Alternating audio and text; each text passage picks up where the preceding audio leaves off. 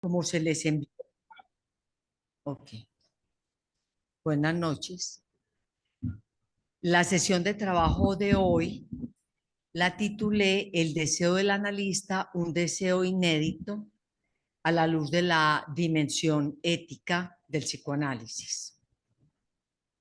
Agradezco una vez más a las personas que nos acompañan en este seminario, tanto a quienes tienen el coraje de dirigirse a nuestra sede, especialmente los que viven en Medellín, como los que nos acompañan vía Zoom.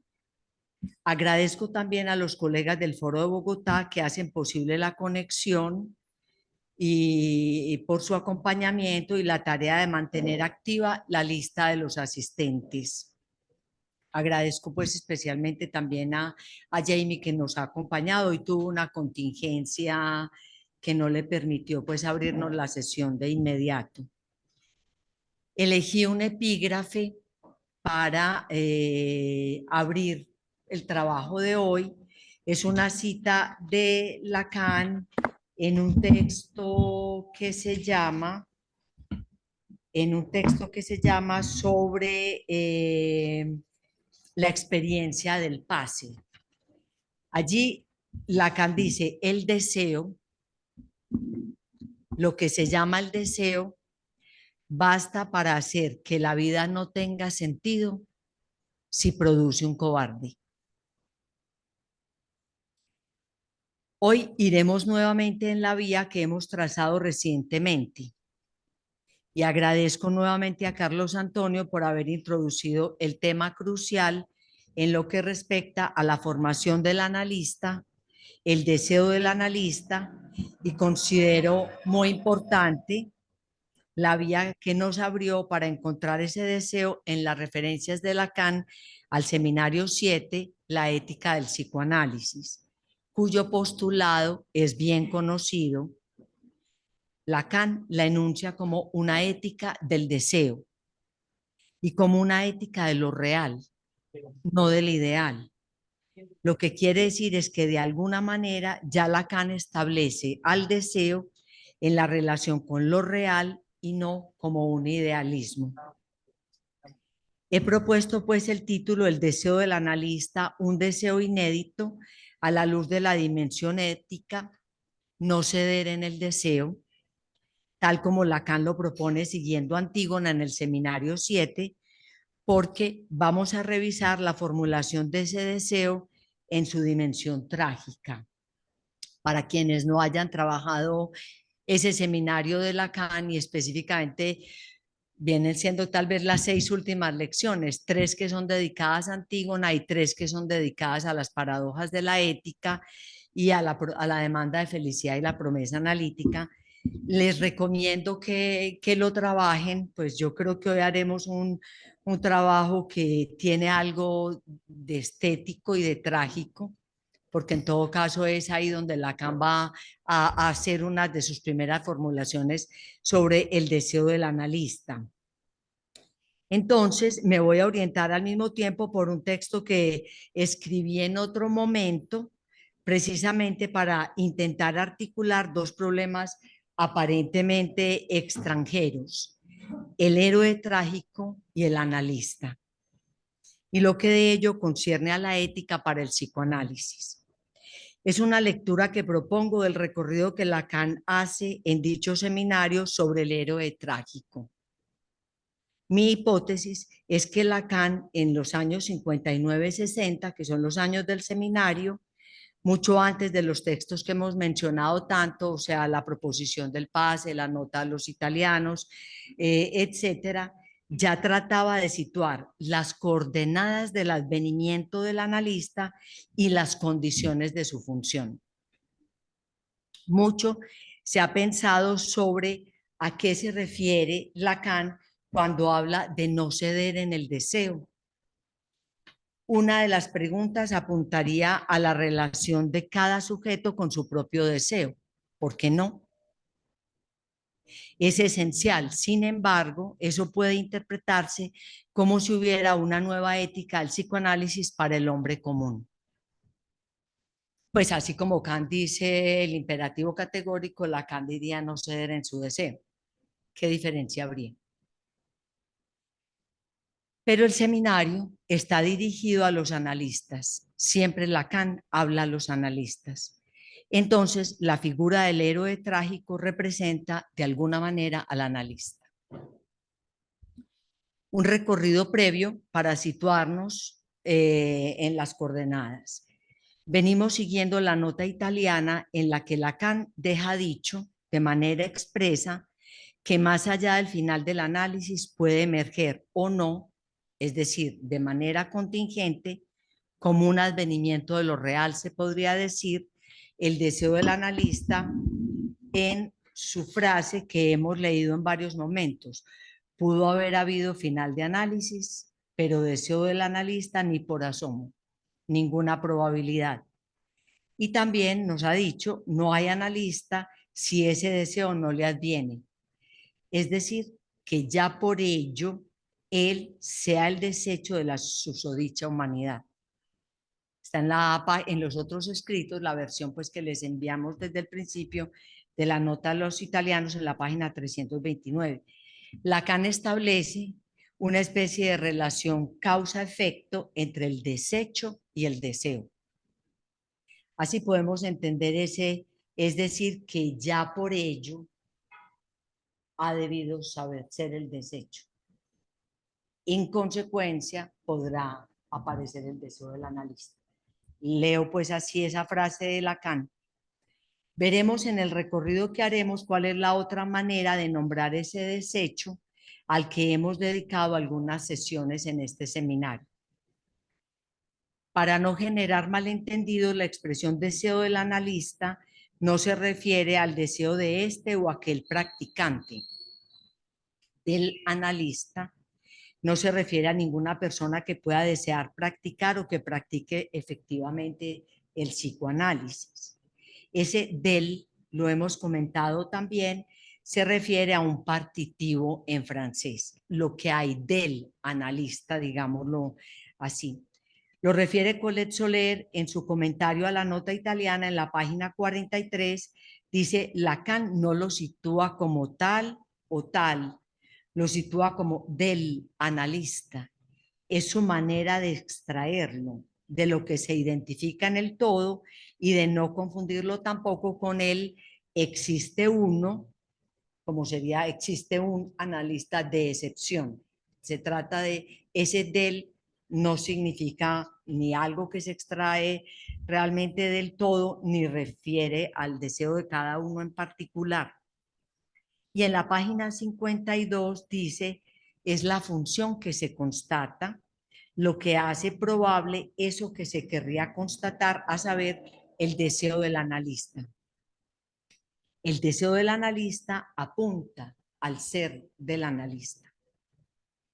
Ahora bien, tomemos entonces la vía que he propuesto. ¿Qué quiere decir? Que es un deseo inédito. En principio podemos decir que es un deseo que no existe antes del dispositivo analítico creado por Freud, pero específicamente tal como él es conceptualizado por Lacan. Recordemos que lo decíamos en una sesión anterior, que en el dispositivo freudiano no hay paso al analista. Lo decía Colette en la página 86, en el que dice que Freud no encarna el deseo del analista. Dicho de otro modo, no hay pase freudiano al analista. Y en la página 89 estoy citando siempre el texto que les propusimos, que es el del comentario de Lacan, perdón, de Colette Soler al texto de Lacan de la nota italiana. Entonces, en la página 89 ella dice, llegué a esta idea. El psicoanálisis es freudiano en su procedimiento. El analista es lacaniano. El concepto del analista es realmente lacaniano. Ningún deseo de científico que haya precedido representa esa modalidad de deseo. Hay que decirlo porque Lacan en la nota italiana remite también al saber del científico y su relación con la ciencia. Es nuevo entonces, es inédito, es un efecto de la experiencia analítica. Justamente en el seminario 7, Lacan se pregunta qué sería una ciencia que incluya el deseo. Perdón, una ciencia que incluya al sujeto, es decir, una ciencia que incluya el deseo. Y allí su reflexión sobre las ciencias sociales y humanas es quizás más fuerte que la misma que ya había introducido a la filosofía. Entonces dice, en lo tocante a lo que puede situarse como ciencia, en ese lugar que designo como el del deseo, ¿qué puede ser ella? Pues bien, no tienen que buscar demasiado lejos. Creo que a lo largo de este periodo histórico, el deseo del hombre, largamente sondeado, anestesiado, adormecido por los moralistas, domesticado por los educadores, traicionado por las academias, se refugió, se reprimió muy sencillamente en la pasión más sutil y también la más ciega, como nos lo muestra la historia de Edipo. Pues Lacan dice allí, estoy citando la página 385 del Seminario 7 de la Ética, la pasión de saber, que sabemos que en la nota italiana la llama la pasión de la ignorancia.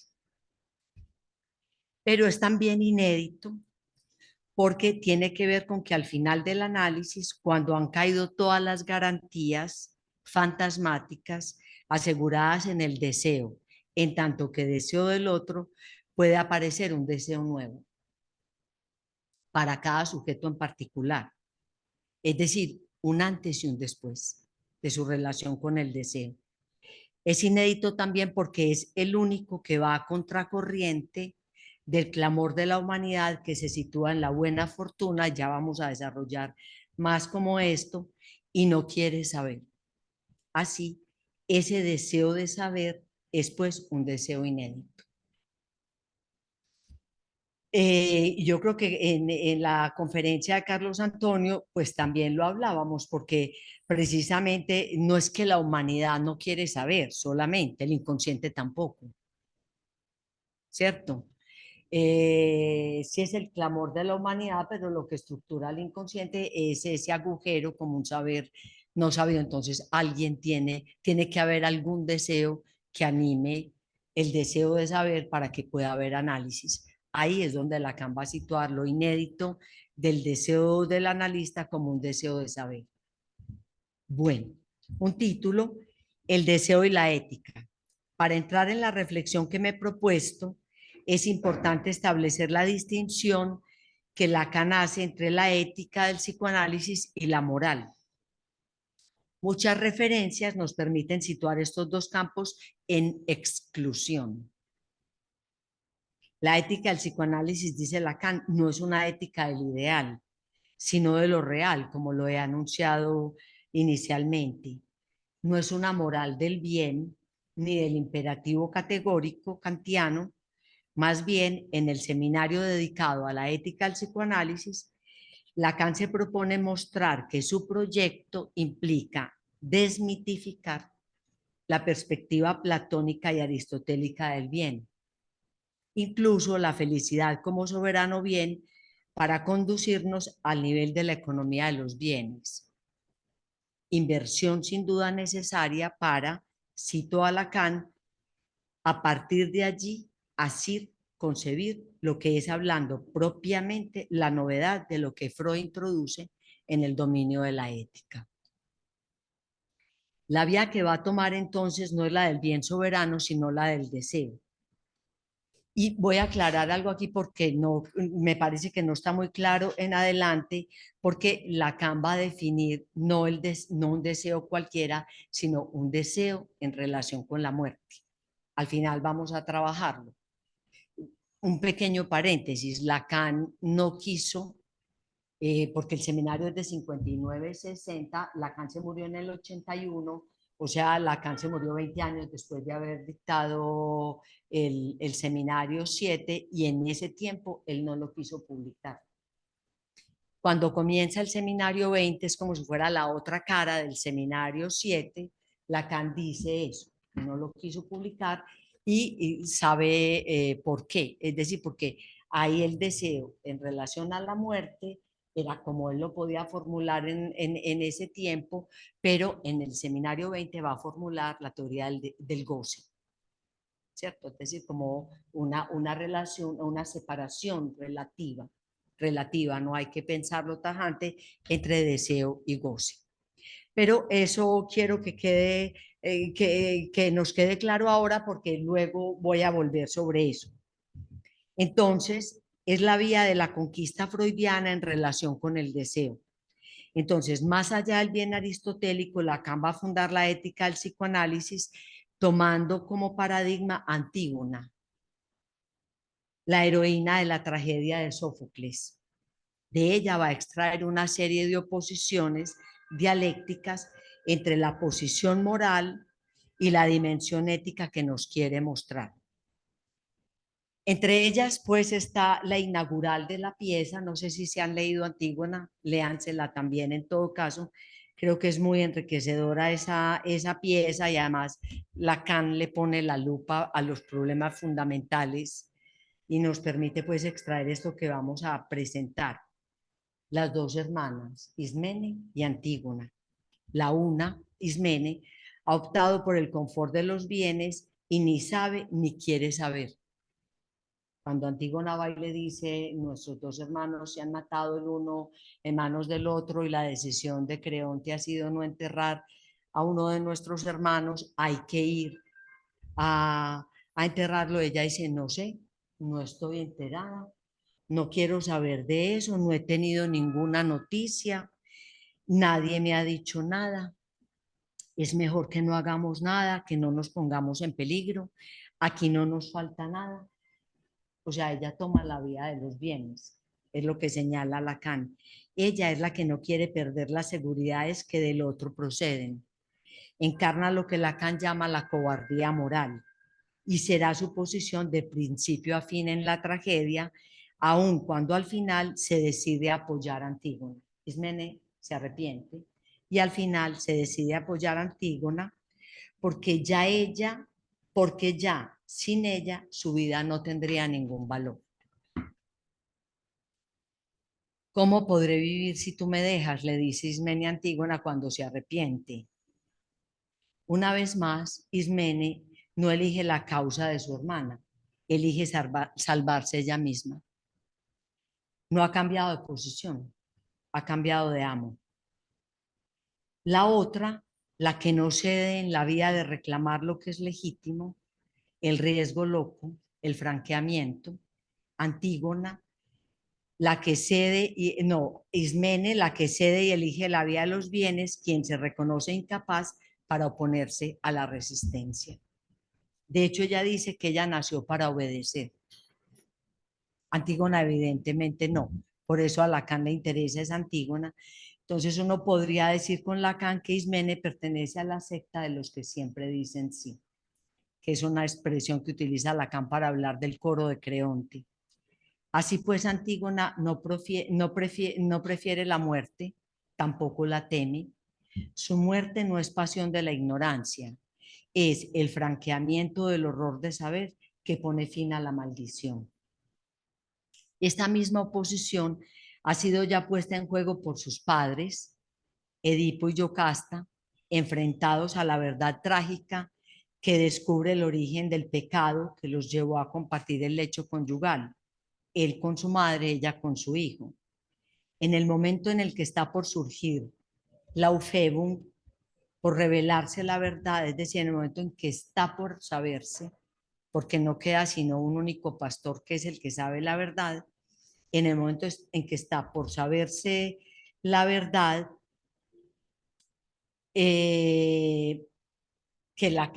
Sófocles siempre lo sitúa como en la entrada en el palacio, es decir, un punto de umbral, en la entrada, en donde uno o sale o entra. En ese momento en el que se levanta el velo, la emergencia de la verdad es denegada. La respuesta de Edipo es querer saber. Lacan dice, Edipo quiere saber la verdad de su deseo. Y la de Yocasta es, dejemos las cosas como están, es mejor no saber. Él atraviesa su destino. No sabía que la ley radical que había promulgado caería sobre sí mismo. ella busca su propia muerte, pasión de la ignorancia. Está también, por supuesto, porque miren que si uno lee la tragedia como con esta perspectiva, Lacan nos va a mostrar precisamente el lado de la cobardía moral, el de la pasión de la ignorancia, el que prefiere no saber y el que desea franquear el horror y atravesar pues una nueva relación con el saber. Y entonces está también, por supuesto, la confrontación dialéctica que más interesa a Lacan en el seminario 7, que es la confrontación entre los dos que al comienzo parecen ser los héroes, Antígona y Creonte. Es una tragedia que ha producido muchísimas lecturas, pero me interesa la de Lacan para poder ver sostener esta hipótesis de que allá Lacan está buscando el analista. Encontré una cita de Michel Bouchiron, que también hace una lectura semejante y dice, la intratable Antígona, la irreconciliable, la irreductible, la que como su nombre indica está en contra, la que se opone al gone, Antigone, a la simiente, a la transmisión de la vida, la que está a punto, autónomos, dice Lacan, ¿cierto? Y lo dice Sófocles, que funda su ley en sí misma y de quien Lacan hace una figura emblemática del analista. Porque la ética del análisis no es una especulación que lleva a servir a los bienes, propio de la moral del poder, sino que se inscribe en la experiencia trágica de la vida. Tenemos aquello a lo que apunta Antígona, la Antígona de Sófocles, y tenemos aquello a lo que apunta Lacan con su lectura, con su interpretación de Antígona, en su análisis de la tragedia de Antígona al final del seminario. Lacan apunta a fundar una teoría ética del franqueamiento que supone el final del análisis. Antígona, en efecto, permite ver el punto de mira que define al deseo. Esa mira apunta hacia una imagen que detenta un misterio, hasta ahora inarticulable, dice Lacan. Pues hacía cerrar los ojos a todo, pues es decir, cuando ella pasaba, la gente la veía pasar y todo el mundo tenía que bajar la mirada. Había algo enigmático, algo terrible en este personaje que Lacan lo define finalmente como la víctima terriblemente voluntaria. Es decir, ella ha decidido franquear el límite. Del lado de este atractivo debemos buscar el verdadero sentido, el verdadero misterio, el verdadero alcance de esa tragedia, dice Lacan. Ahora, el héroe trágico y el analista.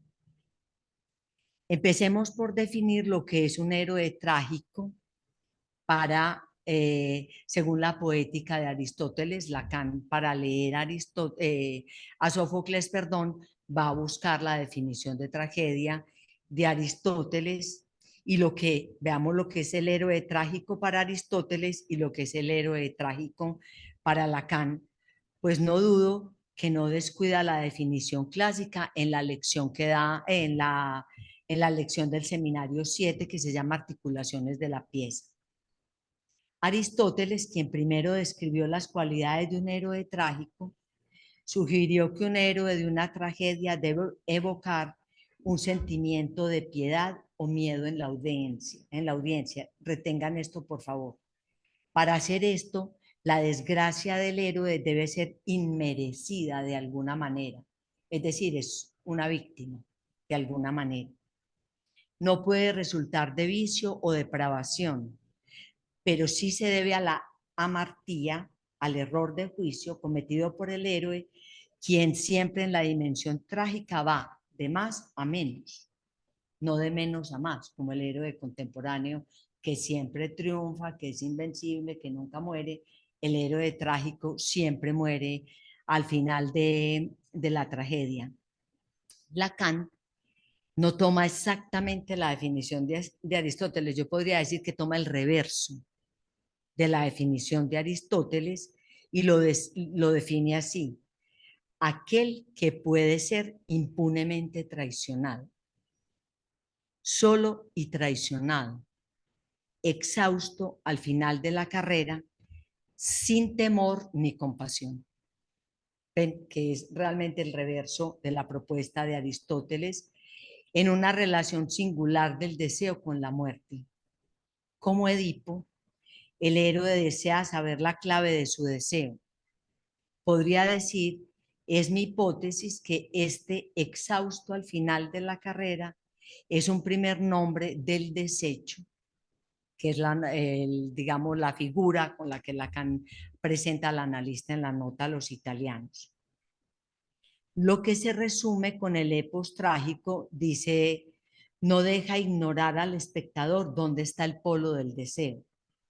Muestra que el acceso al deseo necesita franquear no solo todo temor, sino toda compasión, que la voz del héroe no tiemble ante nada y muy especialmente ante el bien del otro. Ceder ante el bien del otro es lo que Lacan llama ceder en el deseo. En la medida en que todo esto es experimentado en el desarrollo temporal de la historia, el sujeto sabe un poquito más que antes sobre lo más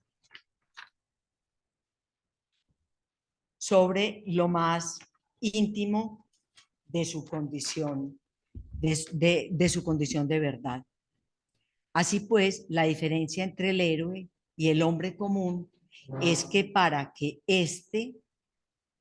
para el hombre común, la traición que se produce casi siempre tiene que ver como efecto el arrojarlo definitivamente al servicio de los bienes, pero con la condición de que nunca volverá a encontrar lo que lo orienta verdaderamente en ese servicio.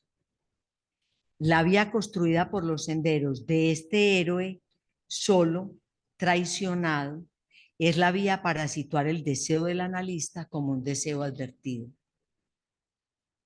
como un deseo que no puede esperar lo imposible. Lacan, en su nota italiana, lo dice así. Estoy comentando un texto del 60 con la lectura de la nota italiana del 74. Dice, el analista, en la nota italiana, si él se hace cargo del desecho que he dicho, es por precisamente vislumbrar que la humanidad se sitúa en la felicidad, en donde ella nada. Para ella solo hay felicidad. Y en ese punto, él debe haber cernido la causa de su horror, del propio, el suyo, separado del de todos, horror de saber. Página también 329 de la nota italiana. Desde ese momento, saber ser un desperdicio, que lo podríamos, que como lo vengo comentando, es ese dejarse caer, ser traicionado, estar exhausto al final, estar vaciado al final de la carrera, es lo que Lacan llamará después semblante de objeto A, que es lo que va a poder situar en el lugar de la causa en el dispositivo analítico. Bueno, pero sobre eso podemos volver más adelante. Entonces, como lo he dicho anteriormente, pues yo creo que no hace falta porque ellos conocen el discurso analítico y luego lo vamos a comentar en otras sesiones. Entonces, como lo he dicho anteriormente, la tragedia le interesa a Lacan para tomar la vía del analista, de modo pues que si Freud tomó a Edipo como paradigma de la estructuración del sujeto a partir de las dos premisas del inconsciente por él establecidas, el parricidio y la castración, Lacan sigue la tragedia de Antígona para pensar el final del análisis, pero especialmente para dar cuenta del franqueamiento que implica el paso de analizante a analista, que implica lo que Lacan define como el correr el riesgo loco de convertirse en aquello que es el objeto deshecho. Es el momento, el tiempo de franqueamiento, como el éxodo en la tragedia, en la que el héroe libera a su oponente. Antígona a Creonte. En el momento en que Antígona se muere, libera a Creonte, su opositor. Lacan dice, al principio parece ser que los dos son héroes trágicos, sin temor ni compasión, pero en cierto momento Creonte se arrepiente, Creonte retrocede y finalmente quien queda como el héroe trágico es Antígona, o sea que Creonte va a entrar en la vía de la cobardía también, es decir, es el que termina cediendo.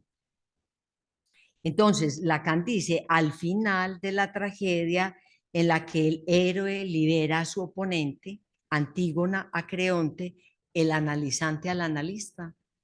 Es decir, que al final del análisis el analista debe caer, exhausto, vencido, traicionado, dice Lacan, al final de la carrera como el héroe trágico, como un desecho de la operación analítica.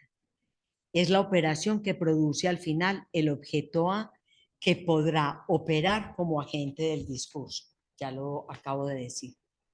Destaquemos en este punto por qué Lacan señala el brillo de Antígona como una característica esencial del héroe, como siendo quien puede obrar sin temor ni compasión. Es una afirmación muy fuerte para producirla como atributo del acto del analista. El temor a sí mismo o la compasión hacia el otro son dos afectos que se relacionan necesariamente al otro, es decir, que implican un ceder ante lo real. Si Antígona inspira a Lacan, es porque en lo que respecta a lo real del psicoanálisis está excluido que la operación analítica se oriente en función del temor y la compasión, puesto que ambos son dos modos del yo no quiero saber nada de eso. Esto puede verse en el seminario El fin y las finalidades del análisis de Colette Soler, en el que ella dice, si lo que subyace a esas dos pasiones es el no querer saber, entonces no pueden ser los afectos que presiden el acto del psicoanalista. El analista no es cristiano ni sadiano, estoy citando a Colette Soler, de aquí la pregunta por la causa del deseo del analista. ¿Qué puede empujar a un acto que está más allá de la piedad? O si lo prefieren, que es sin piedad, tan sin piedad que se puede evocar un señalamiento de Lacan posterior al año 1975, en el que Lacan dice, ver actuar al analista es angustiante. Es un acto que debe causar el movimiento analizante hacia lo real, es decir, no debe ceder. Es en ese deseo en el que no se debe ceder. ¿Qué relación con el otro está implicada en aquel que se consagra, el término es de Lacan, a producir un fin que vaya más allá del horror de saber? Ese más allá del temor y la piedad implica la distinción entre el deseo del analista y el deseo del terapeuta. En esa diferencia está en juego el fin de un psicoanálisis, es decir, que apunta más allá de un alivio terapéutico. Es claro que en el deseo del terapeuta la compasión y los ideales del bienestar pueden bien apoyarse en lo que Lacan llamó el clamor de la humanidad, la aspiración a la felicidad, pero soportada necesariamente en la pasión de la ignorancia. Mientras que el análisis empuja hacia el deseo de saber, que no es sin el franqueamiento de lo que Lacan llama la peripecia en la tragedia, del horror. Peripecia en la tragedia. ¿Saben que uno de los elementos de la tragedia está la peripecia, que es muy interesante esa definición? Eh, es lo que se llama peripecia en la tragedia es como la inversión de la fortuna. Es decir, que lo que podía tomar un destino cambia su destino hacia el final trágico del héroe. No sé si lo habían pensado, pero el héroe trágico es trágico. Es decir, y es gracias a su muerte que tiene un efecto de transmisión.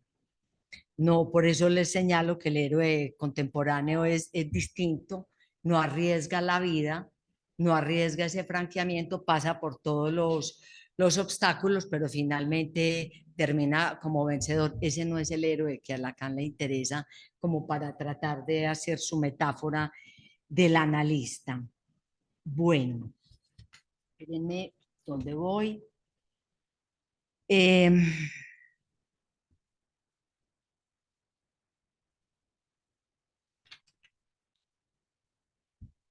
bueno, entonces,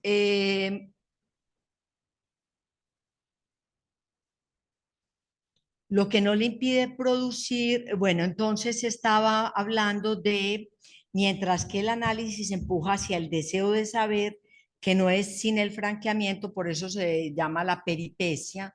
En la tragedia es cuando el destino cambia, ¿cierto? Por ejemplo, lo que hace que Creonte retroceda, a pesar de que parecía ser el que no tenía temor ni compasión, lo que se llama la peripecia en la tragedia del horror de saber, lo que no le impide producir el único verdadero efecto terapéutico durable y que transforma las relaciones del sujeto con lo real. Solo en ese franqueamiento hay efectos de estructura, es decir, de toque de lo real, radical, del goce de cada sujeto. Ahora bien, retomo el problema del deseo, enunciado como deseo en su relación con la muerte, expresado en el seminario 7, como lo dice las relaciones del sujeto con su propia muerte o bajo la forma del ser para la muerte. Ahora, ¿cómo se puede entender este ser para la muerte que plantea Lacan en el seminario 7? Es decir, el analista para Lacan está planteado como el ser para la muerte, es él el que está realmente, tiene en juego eso. Tomaré una reflexión de Soler en su seminario del 2001-2002 que se titula L'Ancorp del sujeto, en el que define ese ser para la muerte como un ser para la separación. Allí Soler dice qué es lo que Lacan denomina el expediente de la muerte o el ser para la muerte. Este expediente de la muerte no es una instancia de la muerte ni el pasado elevado a lo real. Él está al servicio de la afirmación de la vida, propiamente en su singularidad, lo cual designa un uso posible de la instancia de la muerte, casi se podría decir una instrumentación de la muerte, es decir, saber servirse de. La muerte está lejos de ser una pura negatividad, porque es uno de los problemas que plantea con Carlos, lo hemos discutido mucho, el seminario 7. Por eso Lacan no lo quiso publicar. Durante 20 años estuvo suspendido, pero yo creo que no solamente todo lo que está en juego allí, sino como un valor estético muy grande que tiene ese seminario. Hay que intentar rescatarlo y poderlo leer. Entonces ella nos ayuda a entender que esa relación a la muerte que está en juego en la relación con el deseo en el seminario 7 no tiene nada que ver realmente con la pura negatividad, sino que más bien, digámoslo así, es la vía en la cual la separación, perdón, la muerte, la separación, la castración serían pues el fundamento de ese seminario. Así, la expresión ser para la muerte en Lacan es el ser para la separación. Por eso al final Antígona libera a su contendiente, el analizante al analista, y por qué no, es un ser para la castración. Dice que el sujeto, por la función del objeto A, se separa, deja de estar ligado a la vacilación del ser. Siempre que uno está sometido al deseo del otro, está sometido a la vacilación del ser, al sentido que constituye lo esencial de la alienación. Entonces, la separación es una operación de institución subjetiva. Ahora bien, esta separación por lo real deja al sujeto que ha finalizado su análisis como el héroe trágico, un caído, del estado civil. Dice Colette Soler, no nos hace parte del universo del discurso, no nos otorga un estado civil, no nos asienta en lo social, tampoco constituye un conjunto o una contrasociedad que sería la sociedad de los desechos o de los vencidos, exhaustos al final de la carrera, como el héroe trágico. Dice, al contrario, esa separación los vuelve desecho, lo excluido de la tropa, que Lacan los llamó dispersos disparejos. Pero hay una reflexión muy bella que yo siempre traigo porque Edipo sale de Tebas castigado, vencido, exhausto, ciego, desterrado, traicionado, como dice finalmente Lacan, y se va para Colonna. Después todo el mundo quiere ir a Colonna a verlo. Y ahí Edipo dice, ahora que nada soy, es que soy un hombre. O sea que esto que Lacan quiere destacar, y Lacan dice que Colonna es el pase de Edipo, es decir, el pase de rey a hombre, ¿cierto? Por eso dice, va siempre de más a menos. Hay siempre una dimensión de pérdida que está en juego en ese franqueamiento. Traje la cita que Carlos nos comentó la vez pasada, porque la hemos comentado muchas veces y es muy interesante porque Lacan dice, bueno, la función del deseo debe permanecer en una relación fundamental con la muerte. Ya hemos dicho entonces cómo entender la muerte en este seminario. Hago la pregunta, dice Lacan, la terminación del análisis, la verdadera, entiendo, la que prepara para devenir analista. Miren que ya en ese seminario para Lacan es muy importante el final del análisis como condición para devenir analista. Entonces dice, esa terminación del análisis no debe enfrentar en su término al que la padece con la realidad de la condición humana. Es propiamente esto lo que Freud, hablando de la angustia, designó como el fondo sobre el que se produce su señal, a saber, el desamparo, en el que el hombre, en esa relación consigo mismo que es su propia muerte, no puede esperar ayuda de nadie. Eso es el caído, esa es la función de la separación. Es decir, que lo decíamos inclusive a propósito de la conferencia de Carlos, es decir, porque finalmente es la vía por la cual libera al oponente y se libera a sí mismo. Y no puede esperar ayuda de nadie, no en el sentido de la angustia, que puede ser muy bien una de las condiciones de entrada en análisis, sino en el sentido de que no hay el otro. Es decir, lo que ha percibido al final es que no hay el otro, que el otro no existe, digámoslo así. Es decir, que aquello que lo concierne de manera singular, el goce como lo más real del sujeto, no le debe nada al otro, no le debe nada a la historia. Colette Soler viene siendo muy enfática en todos sus últimos seminarios que la causa del malestar no se explica con la biografía. No le debe nada a la verdad. Y continuando con la cita de Lacan de su seminario, a renglón seguido dice que lo que un análisis debe permitir es que el sujeto toque en el límite último lo que es y lo que no es. Eso lo encuentran en la página 362 del seminario 7. En él, el sujeto encuentra su propia ley, la ley de su goce. Por eso él destaca esa concepción de Sófocles, de Antígona. La T en Antígona es como un autónomos, es decir, ella no se va a quedar alienada al deseo del otro, ella toma una vía. Eh, lo que es en el sentido de su rasgo singular, lo que define en su ser y lo que no es decir, lo que le ha venido del otro a lo largo de su existencia y que ya no puede acompañarlo más.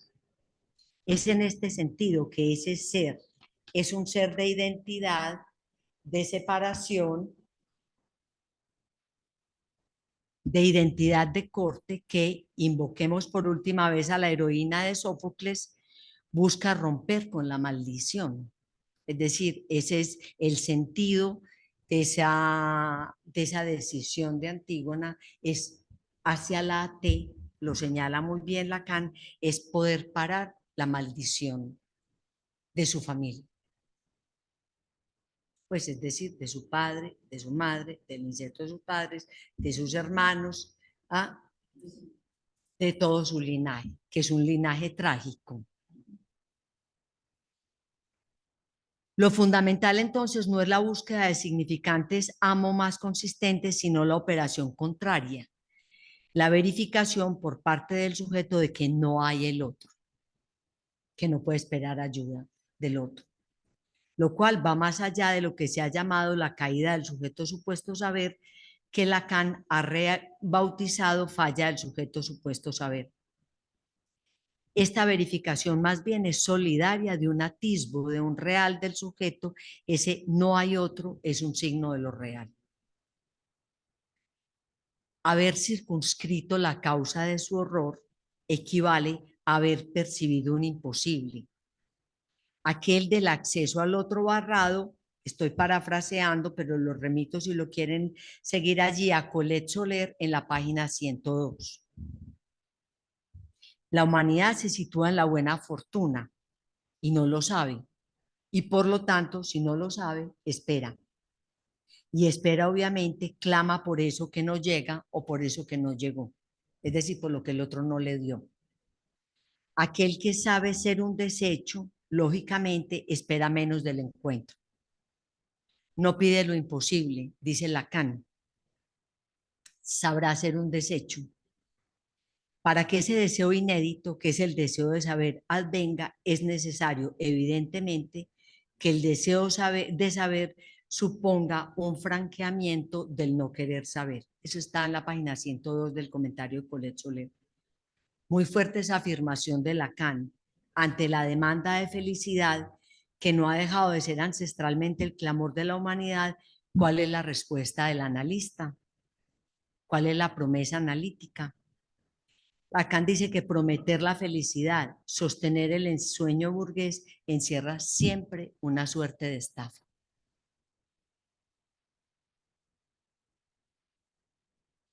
¿Y esto por qué? Se puede preguntar uno. La respuesta de Lacan es que haber hecho su análisis hasta las últimas consecuencias le ha enseñado al analista que el bien soberano, la felicidad que se le demanda, no solamente él no la tiene, sino que no existe. Eso está en la lección del seminario 7 que se llama la demanda de felicidad y la promesa analítica. Es decir, qué se le demanda al analista y qué puede dar el analista. De allí su premisa inicial, que es aquella según la cual dice está por formularse entonces una ética que integre las conquistas freudianas sobre el deseo para poner en su cúspide la cuestión del deseo del analista. Pues bien, veamos cómo va a situar el asunto del deseo del analista. Dice, lo que el analista, página 358 del seminario 7, lo que el analista tiene para dar, contrariamente a la pareja del amor, es lo que la novia más bella del mundo no puede superar, a saber, lo que tiene. Y lo que tiene no es más que su deseo, haciendo la salvedad de que es un deseo advertido, que puede ser un deseo tal. El deseo del analista especialmente no puede desear lo imposible. La felicidad, por ejemplo, ¿no? Bueno, bueno, ya voy a terminar. El deseo del analista se puede también definir como un no deseo de curar. También lo evocaba Carlos en su exposición y me parece que es una indicación muy interesante porque hay un texto de Freud que se llama Consejos al médico. Entonces, bueno, uno se lo lee porque por fin Freud va a dar consejos y los consejos que da justamente tienen que ver, prívese de querer curar demasiado pronto, prívese de querer comprender demasiado pronto, prívese él lo llama el furor sanante. Prívese de poner sus propias pasiones en la dirección de la cura, o sea, no dice qué hacer, sino de qué se debe abstener realmente. Lacan lo dice en el seminario, es un no deseo de curar. No dice es un deseo de no curar, sino es un no deseo de curar. Es una manera de prevenir a los analistas de las vías vulgares del bien, lo estoy citando, que se nos ofrecen con la inclinación a la trampa benéfica de querer el bien del sujeto. Esa trampa no es otra que la que Lacan definió como la amartía, es un término que él utiliza tomado del griego y lo refiere siempre a Creonte. ¿Cuál fue el pecado de Creonte finalmente? Querer el bien común. Terminemos pues con una nueva pregunta que Lacan dirige a los analistas en ese seminario. Pero entonces, ¿de qué desean ustedes curar al sujeto? No hay duda de que esto es absolutamente inherente a nuestra experiencia. Curarlo de las ilusiones que lo retienen en la vía de su deseo. Página 264 del seminario 7. Ahí subyace la cuestión de los bienes en relación con el deseo. Ahí resurgen las oposiciones entre la vía de los bienes y la vía del deseo. Volvamos a pensar que son Ismene y Antígona, Yocasta y Edipo, Antígona y Creonte. Las oposiciones entre las vías de los bienes y la vía del deseo que permite extraer la dimensión ética de la tragedia para la experiencia analítica. Este deseo inédito, entonces, deseo de saber, inédito, trágico, advertido, que no puede esperar lo imposible. Deseo puro es una afirmación que utilizó Lacan en otro momento, ha sido muy criticada. Yo le doy mi propia interpretación. Cuando dice que es un deseo puro, lo que quiere decir es que no es un deseo que depende del deseo del otro. Es el único que puede ir a contracorriente de la pasión de la ignorancia de la humanidad. Es también muy audaz, digamos, Lacan, porque dice que eso es lo inédito del deseo del analista. Es el único que desea saber del horror de lo real, si me permiten agregarle el matiz trágico, que Lacan realmente trata de extraerlo de ese seminario. Es decir, el modelo del analista está como el héroe trágico caído. El modelo del analista es también el desecho de los amores con la verdad. Entonces termino con 3 parrafitos de la nota italiana. El analista debe llevar la marca y que sus congéneres deben saber hallar, pero no voy a comentar esa parte. Dice Lacan, es la misma que yo le imputo, la de haber transmitido un deseo inédito solo a los desechos de la docta ignorancia, que se trata de verificar para hacer analista. Es decir, el modelo del analista, si es que hay uno, representa la caída, el desecho, he dicho, pero no cualquiera. Bueno, hasta ahí pues la elaboración que traía para hoy. La verdad tengo que decir que para mí es un desarrollo muy interesante, muy bello, realmente, que tiene que ver pues como con esa lucidez de Lacan para saber extraer, ¿cierto? Para no hacer psicoanálisis aplicado a la tragedia, no interpreta el Edipo de Edipo, porque además dice que Edipo no tuvo Edipo, no, para extraer la estructura. Y en este caso me parece que la estructura de la dimensión ética del deseo del analista tiene que ver con ese héroe vencido, exhausto, traicionado al final de la carrera, que miren, 14 años después todavía Lacan lo llama el desecho, o sea, Lacan no cambió nunca la posición del analista en relación pues al dispositivo analítico y a la dirección de la cura. Bueno, entonces, muchas gracias. Entonces, pasemos a algún debate, algunas preguntas. No sé si tenemos algunas en el Zoom. o si ustedes tienen alguna pregunta, tenemos hoy otro micrófono que este sí puede circular.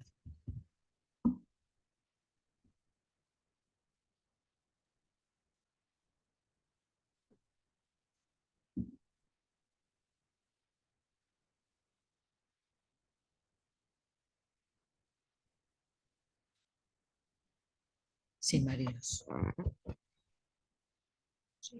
supongo. Pues ahí escuchan, Gloria, ¿pueden escuchar ahí a Mariluz? Que por favor hable para saber.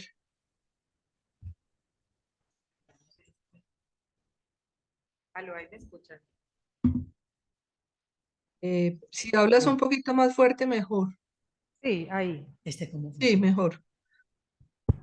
Ah, es mejor este.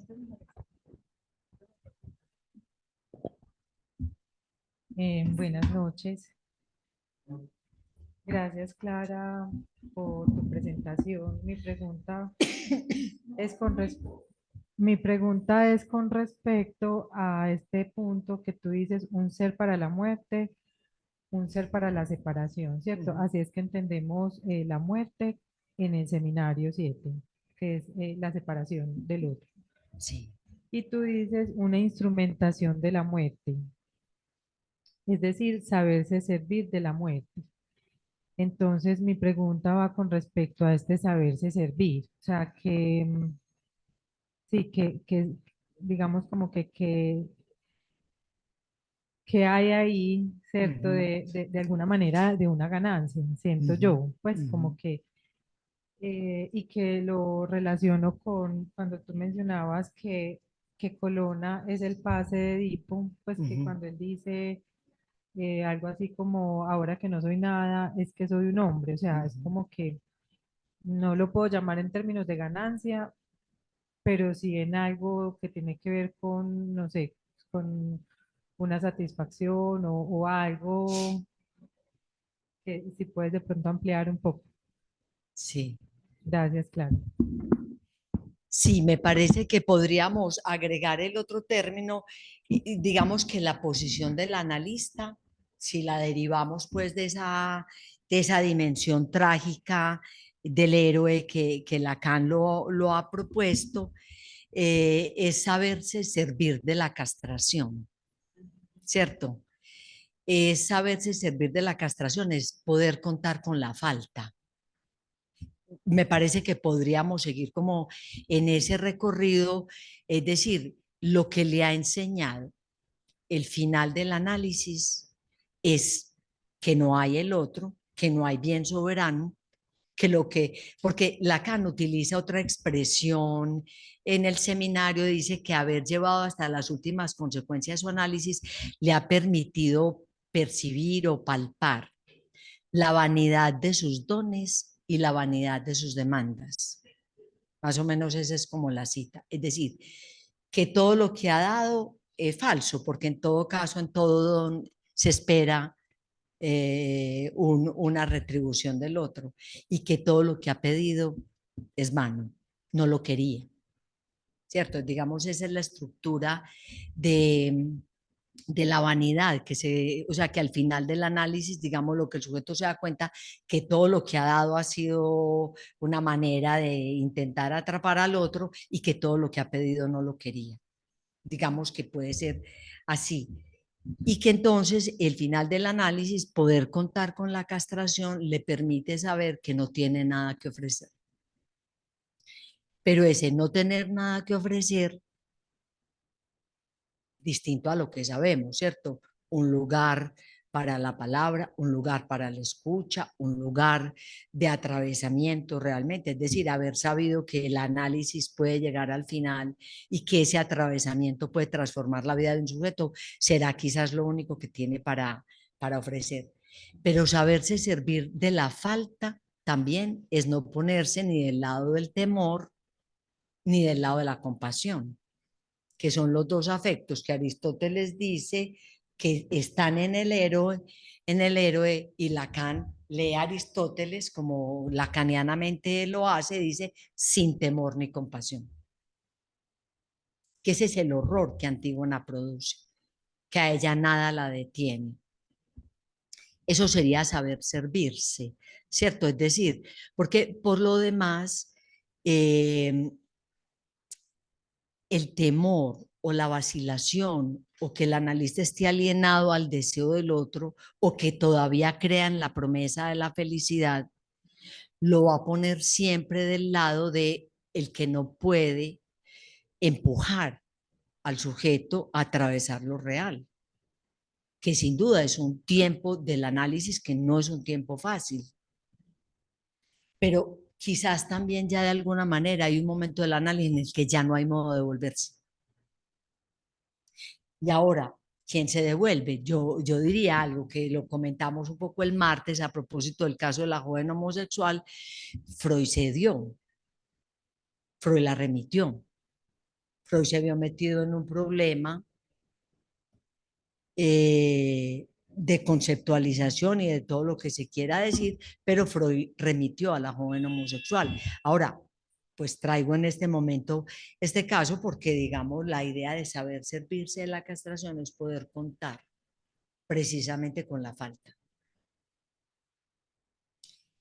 No sé si, no me acuerdo si la pregunta tenía como otro sentido o era esa.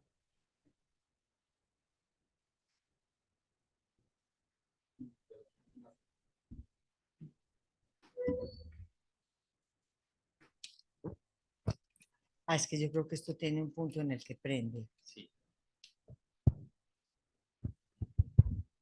La pregunta que a mí me genera es también con una frase de ese seminario, pues la estoy pensando porque siento que como que tenía algo más o menos claro, ya no tanto. La de lo único que un sujeto es culpable es de haber cedido en su deseo, porque a raíz de las discusiones que hemos tenido sobre esa frase, pienso también en este recorrido, ¿cierto?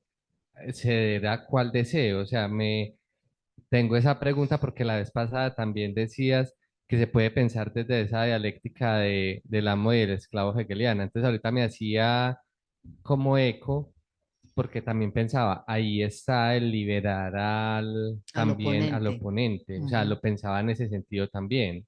No ser en el deseo, en un sentido también de cierta, no sé, liberarse de eso, pero liberar también al otro. ujú. No sé de pronto si Pero puedes, entonces ya no sé qué es lo que no entiendes, porque eso es por la esa idea. vía. Porque, ¿qué significa? Yo creo que es una afirmación muy enigmática del seminario, aunque Lacan pretende ser claro, y creo que es claro, o sea, que se esfuerza realmente en decir de la única cosa que se puede ser culpable es de haber cedido en el deseo.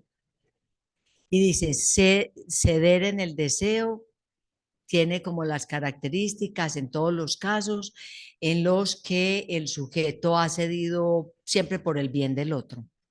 Más o menos él dice, si pues no cuenta mi deseo aquí, pues tampoco el del otro, es decir, si lo que cuenta no es mi deseo, sino el del otro, pues vámonos en esa vía. Pero luego le agrega un término que me parece importante, es la traición, ¿cierto? Que no es ceder en el deseo, que siempre ha sido ambigua la afirmación. ¿Qué quiere decir ceder en el deseo? Que yo caigo en la tentación del deseo o que yo renuncio a mi deseo. Es ambigua la afirmación. Pero Lacan le agrega un término que es la traición. El otro, el sujeto se traiciona o consiente con la traición del otro. Entonces, por eso yo al principio decía, a ver, Lacan se refiere al deseo como algo que tiene que ver al hombre común, y creo que sí, porque el hombre común es el analizante en todo caso. El héroe trágico, vencido, exhausto, dejado caer, al final es el que podrá devenir como analista. Pero entonces se me ocurre que más bien está en esa articulación, justamente en lo que llamamos el paso. Querer retroceder, querer ceder, traicionarse también. Ese puede ser la vía en la que, yo no sé, podría ser un tema interesante a trabajar, si cuando el analista se siente culpable de haber cedido en el deseo Sí, del analista. porque también ponías, claro, traías Es el decir, caso de que Freud. cae en la pendiente del terapeuta. Ajá. Estoy pensando pues en borrador. Sí, Todo lo que diga en este momento es susceptible de profundización y reflexión. también por lo que traías haciendo el eco también con el caso de Freud, que me parece importante. Y yo pensaba también una cosa, pero siguiendo esta secuencia que nos traías hoy, porque el análisis implica pasar de no querer saber nada a querer saber, ¿cierto? Eh, Pensaba también en de lo único que un sujeto es culpable es de haber cedido en su deseo, que es un momento en el que se puede querer retroceder aunque no sea posible. Pensaba también como en esos términos de querer retroceder a esa ilusión de no saber nada, porque yo siento que me parece muy interesante también lo que dice Lacan en ese seminario, o sea, de romper, digamos, ir contra esas ilusiones que retienen el deseo del sujeto. Curarlo de las Eso, ilusiones porque yo que lo siento, retienen en la vía del deseo. Es ajá. por las ilusiones que no puede desear. Me Ujú, parece que es muy interesante, pues a propósito de la frase, porque yo siento que no solamente el analizante está en ese proceso, sino que el analista depende de algo también, en ujú. ese vacilamiento que tiene un sujeto que está pasando por ahí, ¿cierto? Pues me llama la atención porque creo que es un vacilamiento. Y ahorita también lo nombrabas con cuando el sujeto está a portas del deseo del otro, vacila en su ser. Sí. Ujú. Me parece que es un momento muy, pues, crucial.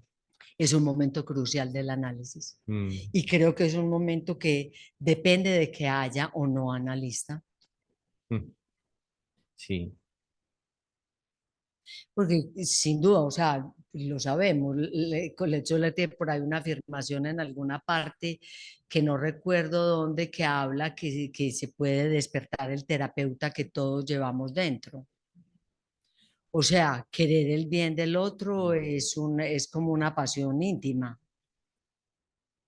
Así que el analista no está curado de eso.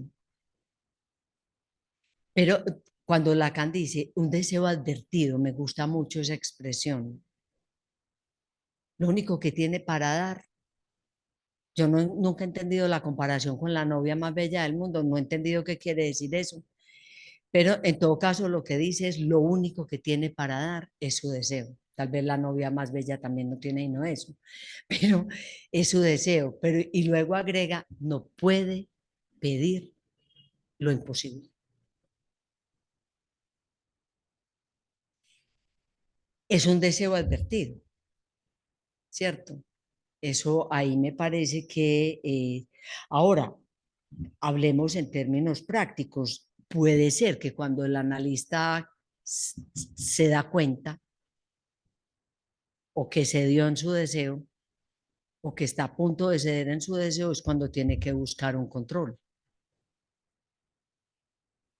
porque el control no es del caso, pues de las lógicas particulares de este caso o este paciente tal, sino de la posición que pueda permitir saber si hay o no del analista en el acto. Interesante, pues me parece que se abren muchas perspectivas allí que tienen que ver con ese deseo. Ahora, el sin temor ni compasión. Es decir, que no puede tener miedo ni compadecerse. Lacan siempre pensó que la compasión, que es ponerse en los zapatos del otro, es completamente contrario a la posición del analista. Saben que Freud tenía una expresión, tenía una comparación, pues Lacan lo pone con el héroe trágico, que no cede, ¿cierto? Ni Edipo ni Antígona cede ninguno de los dos. Ya saben que el destino es inevitable, pero ninguno de los dos cede. Freud lo compara con el cirujano que no puede tener, pues no, la expresión no es de Freud, pero pues Freud no lo dice sin temor ni compasión, pero él dice como el cirujano, es decir, que él sabe que tiene que realizar esa operación, que no puede. ¿Ah? Sí, y creo que de alguna manera es eso, fríamente, es decir, hay que hacerlo. Y pone una comparación un poco más, es decir, puede ser que el paciente después de la cirugía se va a sentir un poco más enfermo, etcétera, pero era necesaria para que se pudiera curar. Pues Freud es médico y su metáfora es médica, pero él dice que tiene que ver con el corte del cirujano, que no puede temer, que no puede vacilar.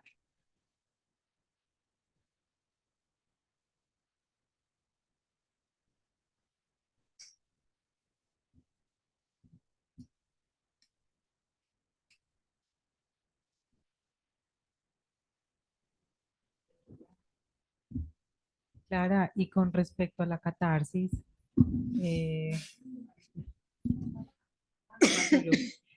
con respecto a la catarsis, que creo que es algo que menciona Lacan en este capítulo, no sé si tú puedas ampliar un poquito, porque no lo comprendo bien cuando habla que es como un aspecto estructural de la tragedia, Sí, eso ¿cierto? es inherente pues a la definición de la tragedia de Aristóteles. Yo creo que Lacan no extrae ahí muchas consecuencias. Ujú. No sé si alguien que lo ha leído quiere que lo discutamos, porque la catarsis es como la purificación. La función del el final trágico en la tragedia tiene que ver con la purificación. ¿De qué? De esas pasiones, del temor y la compasión. Es decir, eso, eh, entre otras cosas, Aristóteles dice que la tragedia tiene como función hacer pensar como griego a un griego. Es decir, la paideia, la educación griega es vía la tragedia. Entonces, inspirar la compasión, inspirar el temor, que es la función del héroe aristotélico, ¿cierto? Inspirarla produce una catarsis en el público, ¿cierto? Es decir, como una expiación colectiva. A mí me parece que Lacan no toma muy bien esa vía porque empieza a dar la vuelta por los cátaros, los puros, la impureza. Yo me perdí, yo me pierdo mucho realmente allá porque él va, Lacan yo creo que siempre sabe qué tiene en la mira, va a mostrar es el reverso de esa dimensión de la catarsis. Sabemos que la catarsis es un término freudiano, ¿cierto? Es decir, que hay un tiempo muy original en el psicoanálisis en el que Freud piensa parte de la experiencia analítica como una catarsis, como un alivio de las pasiones están reprimidas, mociones de deseo, creo que es como se llaman en ese momento de la teoría de la catarsis en Freud. En la tragedia griega tiene la función esa, que es la de producir la catarsis en el público, es decir, como si fuera eso que decía yo, como una especie de expiación colectiva. Y yo creo que el reverso, lo podríamos pensar, es lo que Lacan dice del horror que producía Antígona. Pero el horror que producía Antígona es porque finalmente el coro, Lacan llama al coro de Creonte, la secta de los que siempre dicen sí porque cantan para decir que están de acuerdo con el rey que está promulgando unas leyes que van contra la ciudad y contra todo, y el coro sigue diciendo que sí. Y esta mujer se levanta contra esa ley caprichosa del tirano y ella va derecho al cumplimiento de su deseo, produce horror. Digamos que ese coro representa el clamor de la humanidad, más o menos como muchachita, por Dios, no se sacrifique. Lacan comenta mucho la expresión que el coro siempre dice la chiquilla, siempre se refiere a ella como si la quisieran detener, pero entonces Lacan dice que el héroe trágico muestra el punto de mira del deseo. el coro la cobardía, ¿cierto? El coro quiere evitar la tragedia. Pues es como lo que podría decir, pues me parece que esos son los primeros capítulos en relación al tema de la catarsis, muy complejo. Pero yo diría que Lacan le escurre un poquito, escamotea un poquito el problema para mostrar la otra vía, el sin temor ni compasión, que es finalmente la salida del héroe. Exacto, porque aquí yo por eso lo tenía como pregunta, porque pues dice, tiene como meta la catarsis, la purgación de las pasiones, del temor y la compasión.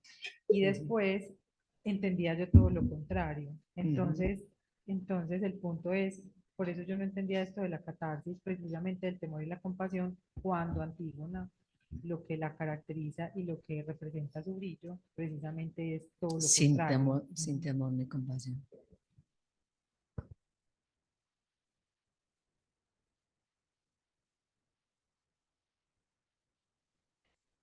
El micrófono, Paula, por favor. Buenas noches. Es que me quedé dando vueltas esto que dijiste rápidamente de que Edipo no tuvo Edipo. No sé si por lo inédito como decir que Freud no era freudiano o Lacan lacaniano o a qué se refiere. Bueno, pues es Lacan el que dice que Edipo no tuvo Edipo, porque él lo realizó, ¿cierto? Y el Edipo en todo caso tiene que ver con un mito para cada sujeto. Y realmente a Lacan no le interesa el Edipo. Yo creo que en casi ningún momento de su enseñanza, más o menos hasta el seminario 4 o 5, que está tratando de leer a Freud, no le interesa realmente el Edipo.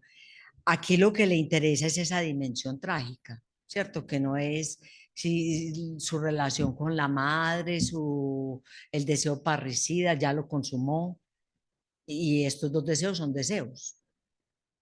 Y en tanto que deseos no son consumables ninguno de los dos, ¿cierto? En el inconsciente.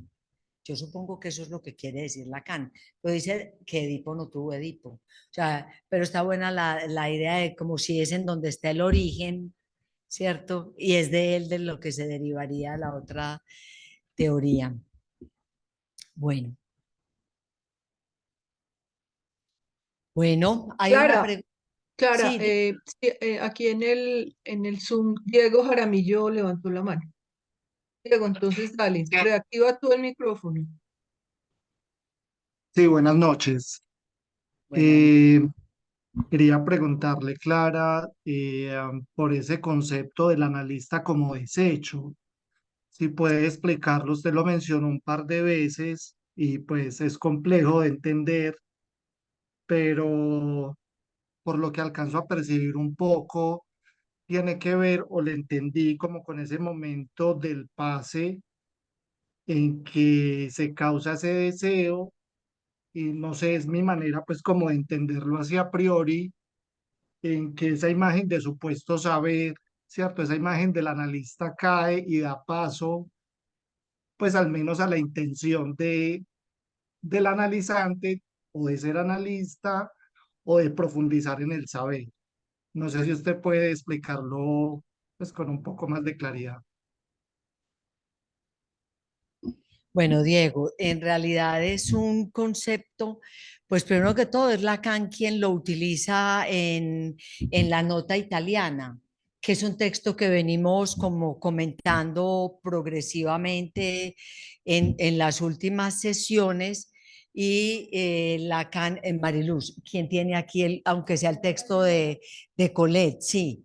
Yo te recomiendo leer la nota italiana que es, también hemos como comentado el texto de Colette Soler en el que comenta en la nota italiana, mmm, Mariluz, está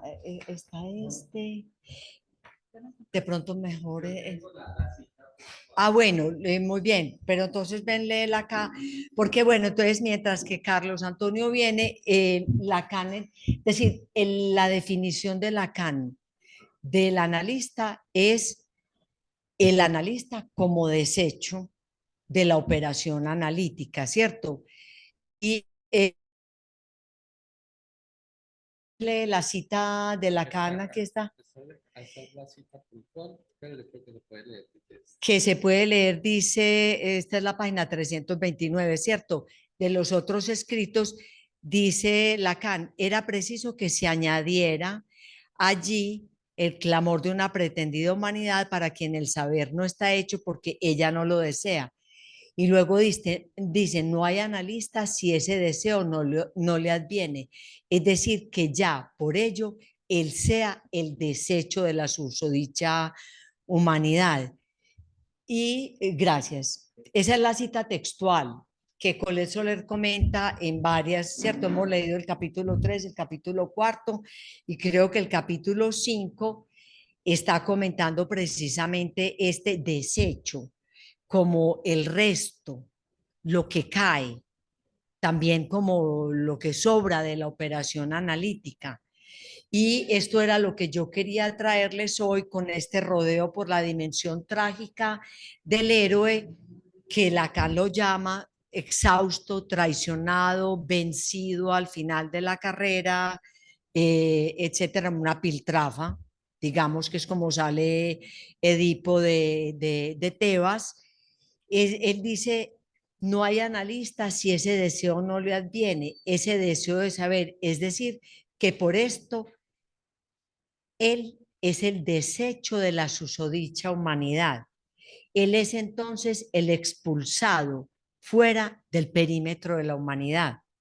Ahora, digamos que estas expresiones que son muy fuertes, que trabaja, son fuertes, o sea, Lacan nunca, no tiene ni temor ni compasión para referirse a los analistas, ¿cierto? Entonces, esas expresiones que utiliza, el saber ser el desecho, saber ser el desperdicio, saber ser el traicionado, caído, vencido, como el héroe trágico, el ser el expulsado por fuera del perímetro de la humanidad. Vamos a decir que todo eso que Lacan dice en este momento, acuérdate, Diego, que lo que Lacan está mostrando es cómo se pasa de analizante a analista y que ese paso no se da por la vía de los ideales, de haber adquirido el ideal del analista, ¿cierto? De tener ahora sí como las consignas que le permitirían ser un buen funcionario del inconsciente. Muestra lo contrario, por eso el héroe trágico dice, van siempre de más a menos.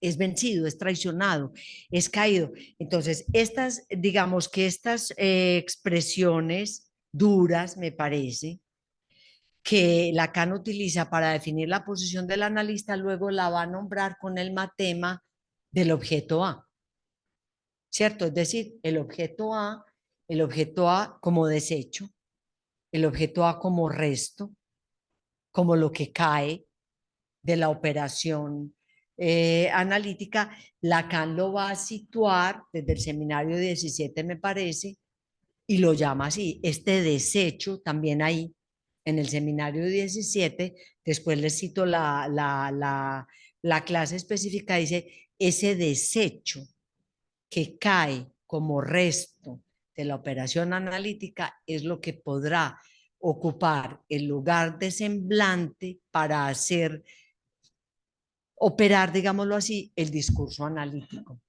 O sea, es un tema complejo, pero yo creo que lo resumí, que te lo resumí más o menos ahí y que te recomiendo leerte ese texto que estamos trabajando, que es la nota italiana, y si lo puedes conseguir, el texto que se llama comentario de la nota italiana. ¿Dónde está la cámara?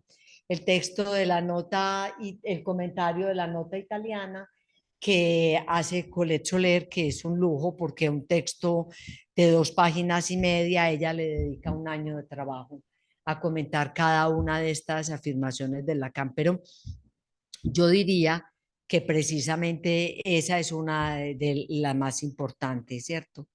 También en otro momento, lo hemos comentado también, Lacan dice que ese paso de analizante a analista, que es lo que realmente le interesa aquí en su diálogo con los italianos, prueba que los analistas no se reclutan entre lo mejor. Bueno, yo comentaba muchas veces, porque cuando también Freud estaba un poco advertido de eso, y en Análisis Terminable e Interminable, él se pregunta, él dice lo siguiente: ¿de dónde puede sacar el pobre diablo? Pues como los atributos para poder operar como analista. O sea, ninguno de los dos pensó nunca que el analista encarnaba ningún tipo de ideal. No puede operar desde ese lugar.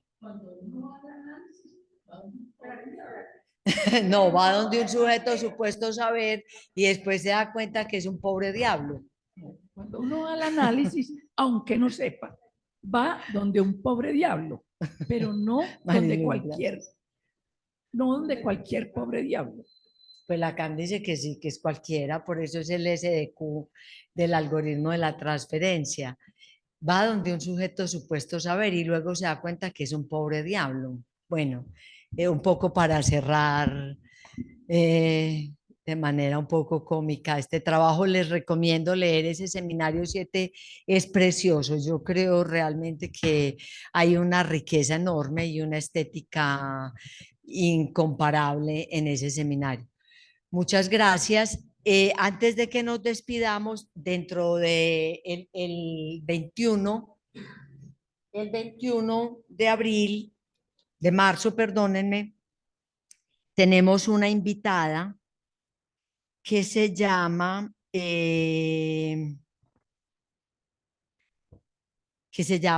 Tony Izaguirre. María Antonieta Izaguirre es una psicoanalista venezolana, una mujer que yo creo que de alguna manera ha sido alguien que nos ha acompañado a todos en nuestro proceso de formación. Ella aceptó participar y ella tiene un texto, una conferencia que es la que va a presentar y se llama, atención, del deseo de psicoanálisis al deseo del analista. Pues María Antonieta está en Venezuela. Ella hará su presentación virtual. Yo voy a estar presente. Así que si quieren, nos reunimos igual de manera presencial y tenemos una interlocución con ella directamente desde aquí. Bueno, muchas gracias. Una buena noche. Nos vemos el 21 de marzo, entonces.